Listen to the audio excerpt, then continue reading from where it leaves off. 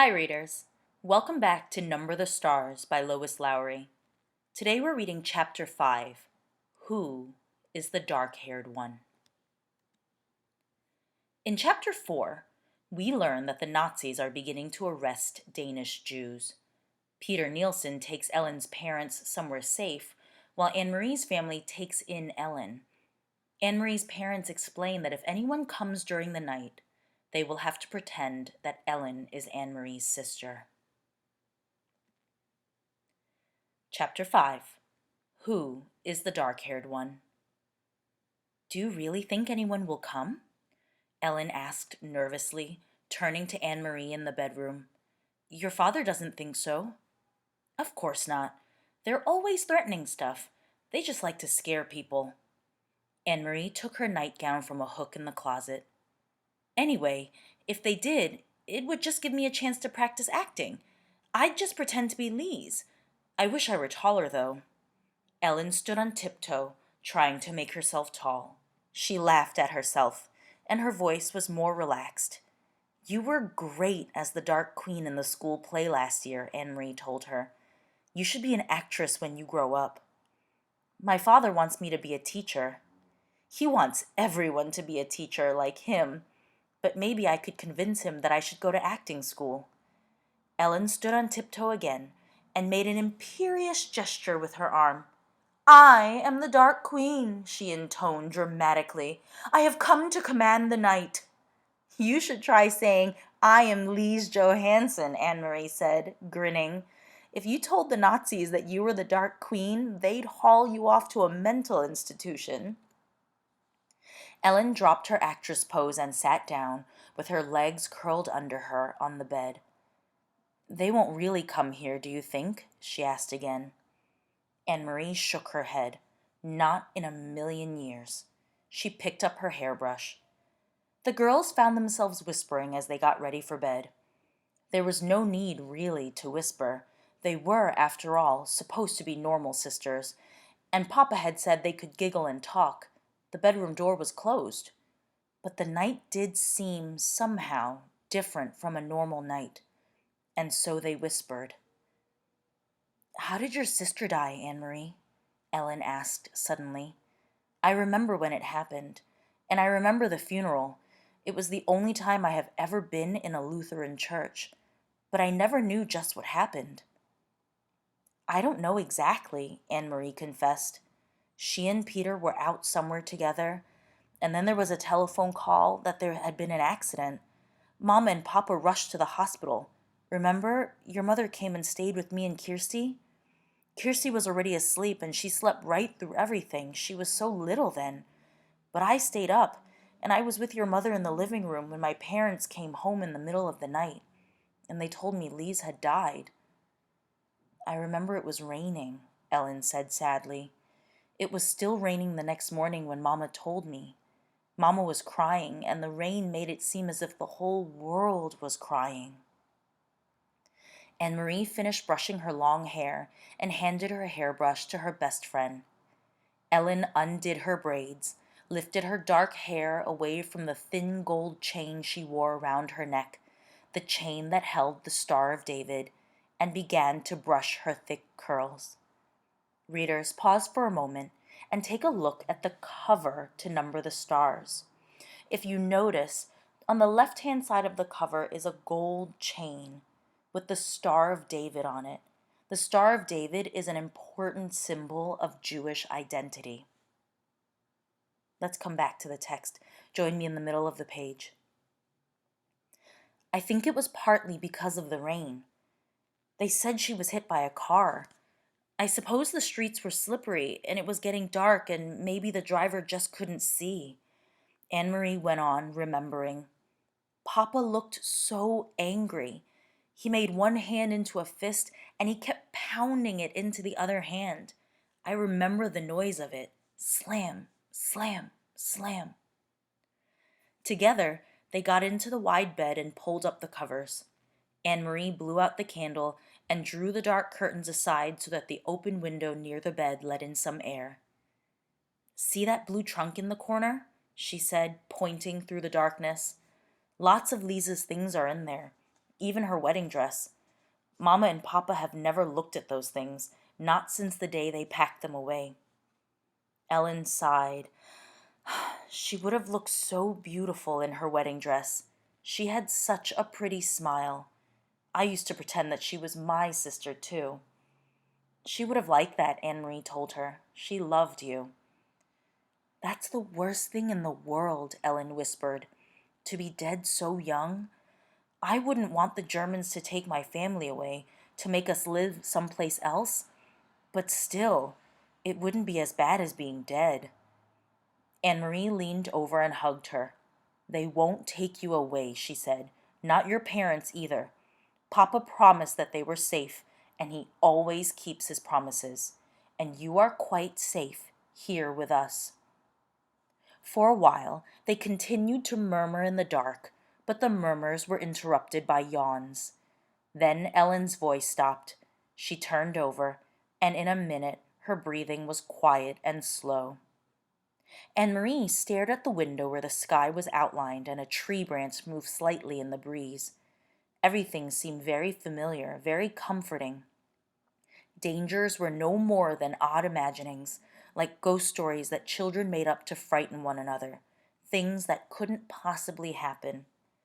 Anne-Marie felt completely safe here in her own home, with her parents in the next room and her best friend asleep beside her. She yawned contentedly and closed her eyes.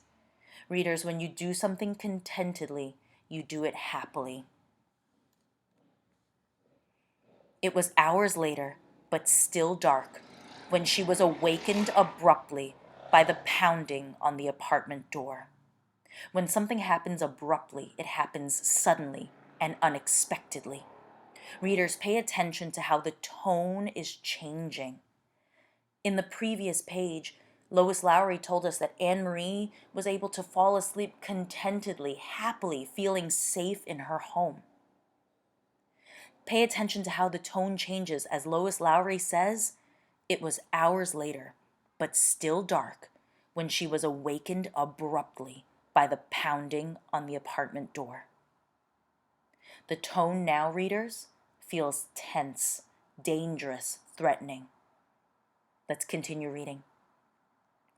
Anne-Marie eased the bedroom door open quietly, only a crack, and peeked out. Behind her, Ellen was sitting up, her eyes wide. She could see Mama and Papa in their night clothes moving about. Mama held a lighted candle, but as Anne-Marie watched, she went to a lamp and switched it on. It was so long a time since they had dared to use the strictly rationed electricity after dark that the light in the room seemed startling to Anne-Marie, watching through the slightly open bedroom door. She saw her mother look automatically to the blackout curtains, making certain that they were tightly drawn.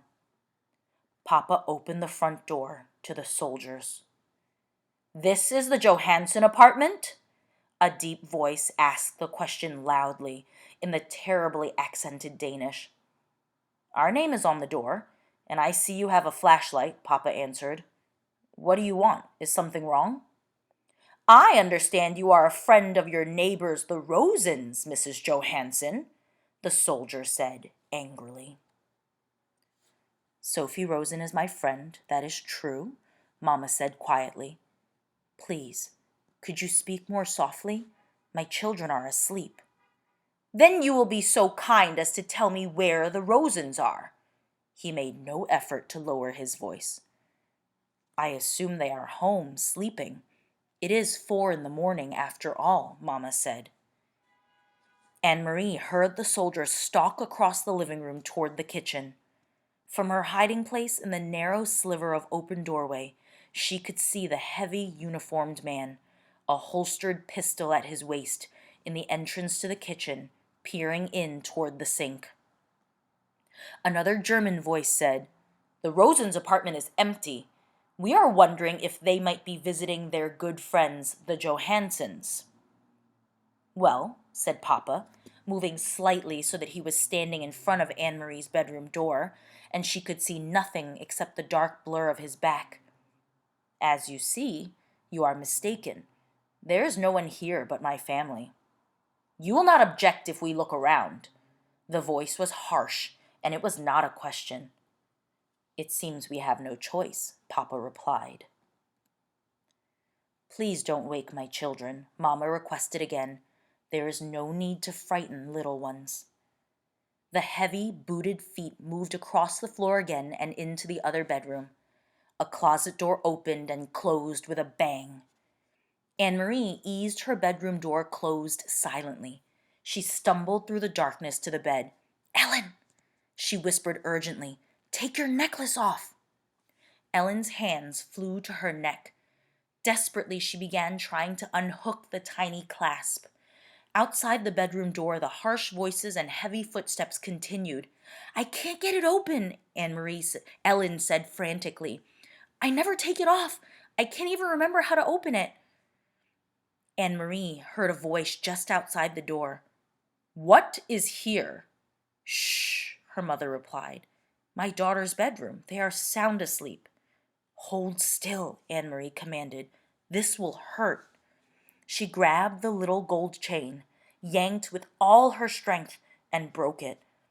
As the door opened and light flooded into the bedroom, she crumpled it into her hand and closed her fingers tightly. Terrified, both girls looked up at the 3 Nazi soldiers who entered the room. One of the men aimed a flashlight around the bedroom. He went to the closet and looked inside. Then, with a sweep of his gloved hand, he pushed to the floor several coats and a bathrobe that hung from pegs on the wall. There was nothing else in the room except a chest of drawers, the blue decorated trunk in the corner, and a heap of Kirsty's dolls piled in a small rocking chair. The flashlight beam touched each thing in turn. Angrily, the officer turned toward the bed. "Get up," he ordered. "Come out here." Trembling, the 2 girls rose from the bed and followed him, brushing past the 2 remaining officers in the doorway to the living room. Anne-Marie looked around. These 3 uniformed men were different from the ones on the street corners. The street soldiers were often young, sometimes ill at ease, and Anne-Marie remembered how the giraffe had, for a moment, let his harsh pose slip and had smiled at Kirsty. But these men were older, and their faces were set with anger. Her parents were standing beside each other, their faces tense, but Kirsty was nowhere in sight. Thank goodness that Kirsty slept through almost everything. If they had wakened her, she would be wailing, or worse, she would be angry and her fists would fly. "Your names?" the officer barked. "Anne-Marie Johansson, and this is my sister—" "Quiet! Let her speak for herself. Your name?" He was glaring at Ellen. Ellen swallowed. "Lise," she said, and cleared her throat. "Lise Johansson." The officer stared at them grimly. "Now," Mama said in a strong voice, "you have seen that we are not hiding anything. May my children go back to bed?" The officer ignored her. Suddenly, he grabbed a handful of Ellen's hair. Ellen winced. He laughed scornfully. "Ha! You have a blonde child sleeping in the other room, and you have this blonde daughter." He gestured toward Anne-Marie with his head. "Where did you get the dark-haired one?" He twisted the lock of Ellen's hair. "From a different father? From the milkman?" Papa stepped forward. "Don't speak to my wife in such a way. Let go of my daughter or I will report you for such treatment." "Or maybe you got her from someplace else," the officer continued with a sneer. "From the Rosens?" For a moment, no one spoke. Then Anne-Marie, watching in panic, saw her father move swiftly to the small bookcase and take out a book. She saw that he was holding the family photograph album. Very quickly, he searched through its pages, found what he was looking for, and tore out 3 pictures from 3 separate pages. He handed them to the German officer, who released Ellen's hair. "You will see each of my daughters, each with her name written on the photograph," Papa said. Anne-Marie knew instantly which photographs he had chosen. The album had many snapshots, all the poorly focused pictures of school events and birthday parties, but it also contained a portrait taken by a photographer of each girl as a tiny infant. Mama had written in her delicate handwriting the name of each baby daughter across the bottom of those photographs. She realized, too, with an icy feeling, why Papa had torn them from the book. At the bottom of each page, below the photograph itself, was written the date. And the real Lise Johansson had been born 21 years earlier.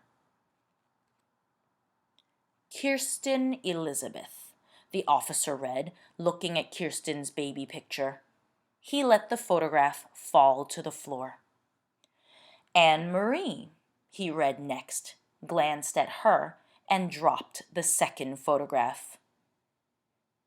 Lise Marguerite, he read finally, and stared at Ellen for a long, unwavering moment.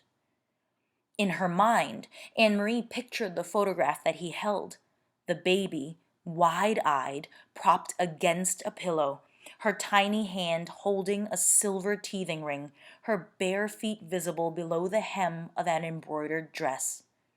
The wispy curls. Dark. The officer tore the photograph in half and dropped the pieces on the floor.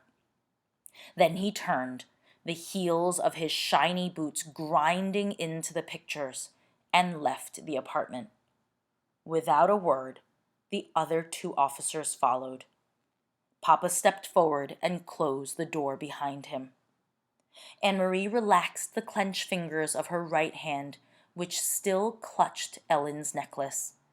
She looked down and saw that she had imprinted the Star of David into her palm. Readers, we've finished chapter 5 of Number the Stars. Let's take a moment to think about what we know about the characters. Let's revisit this question that we began to think about in chapter 4. How do their traits help them, or how do their traits hurt them as they pretended to be sisters in this scene?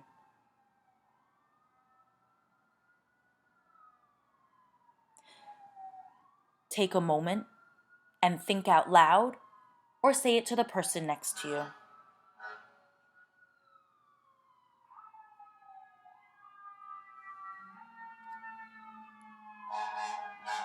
Readers, right before the soldiers reach them, Anne-Marie rips Ellen's necklace from her neck. Why does she do this? And why is this important?